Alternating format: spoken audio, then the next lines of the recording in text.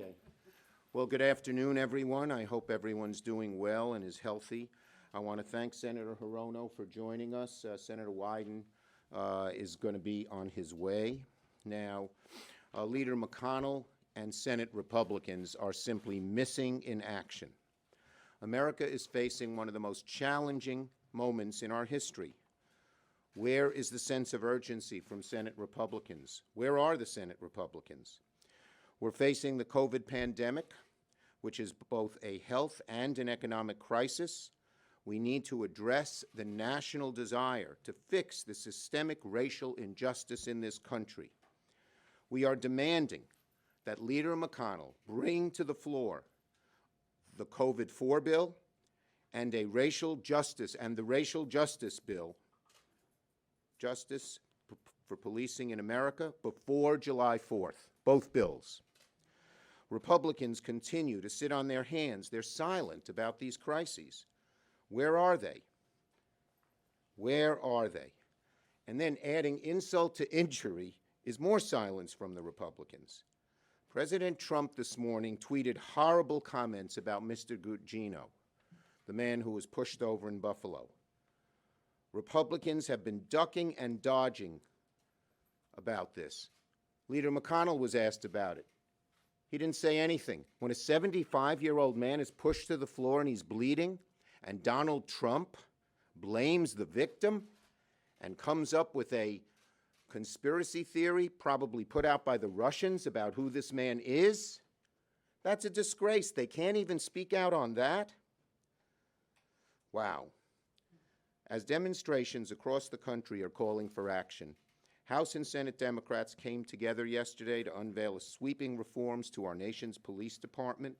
The Justice in Policing Act addresses the key areas of accountability, transparency, and police practices.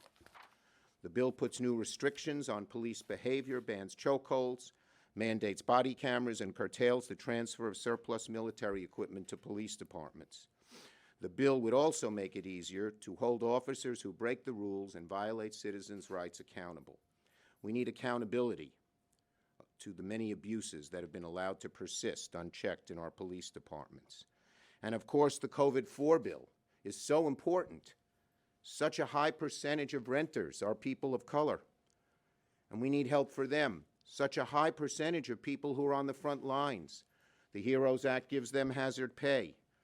Such a high percentage who are unemployed are people of color. Unemployment runs out July 31st. So we need Leader McConnell and the Senate Republicans to bring both bills, the Justice in Policing and the HEROES Act, to the floor, so America can watch us debate them and we can vote on them. The nation demands it. Senator Hirono.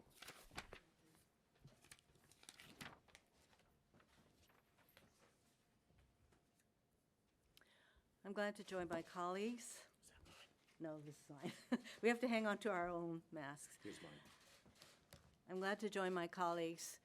There are three crises facing our country right now. One is the health crisis because of the pandemic. The second is an economic crisis due to the pandemic, and the third is police brutality and systemic racism in our country. We Democrats have a sense of urgency to do something about all three, but notice that Mitch McConnell does not share our sense of urgency. In fact, what Mitch McConnell cares about most is protecting his own power. And while we're at it, let's just keep putting more right-wing, ideologically driven judges onto the federal judiciary for lifetime appointments. We need to do another COVID bill because millions of people are still unemployed. To see the president crowing over a 13% unemployment rate is, are we in Alice in Wonderland? Is that anything to crow about? Millions of people are unemployed, so we need to continue to support our workers. Their unemployment is going to run out. We need to support small businesses. Their PPP is going to come to an end, and they're not all going to be reopening as though nothing has happened. And in fact, Maui County has the highest unemployment rate of any municipality in the entire country.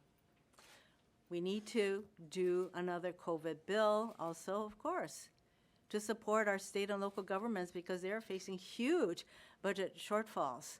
And if we don't help the state and local governments with these budget shortfalls to the tune of at least $500 billion for states, they're going to have to make some very tough decisions that will hurt our communities.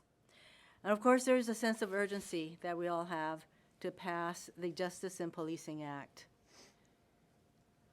As our leader pointed out, to see the 75-year-old man getting knocked down and then to be told that we shouldn't believe our own eyes, it is just amazing. The closing of the eyes that President Trump continues to ask us to go with him on. He acts as though the pandemic is over. We're all going to get back to normal.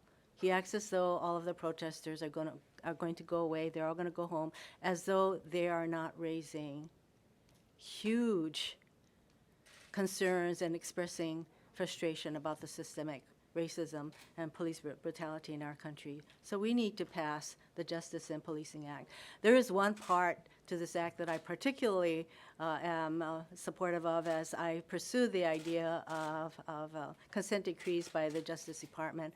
And what these consent decrees mean is that you are able to investigate systemic brutality, a pattern of police misconduct, and through these consent decrees, make them clean up their acts. Under this administration, consent decrees are not pursued. So the systemic racism, the pandemic, all of these are very much tied together. There's a thread because, of course, blacks have suffered disproportionately because of the pandemic, inequality in healthcare, education, you name it. Minority communities have faced the most dire consequences as a result of the pandemic.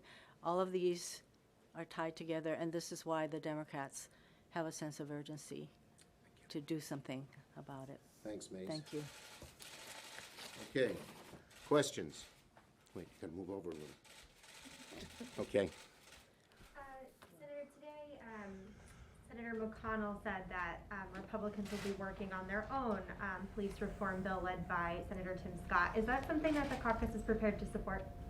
Well, we don't know what it is yet. I'd make 2 points. One, this bill has been carefully thought out, and there are so many different areas of abuse. We need this whole bill put on the floor and debated, the whole Justice in Policing Act. To do one piece would be a dereliction of our duty. And second, I am really worried. Remember when there was a lot of gun violence and McConnell said, oh, our caucus is going to discuss it, we're going to deal with it, et cetera, and then they never did. I'm worried the same thing would happen here. This idea of defund the police, should members of Congress, it's being used by some on the right to reject police reform outright.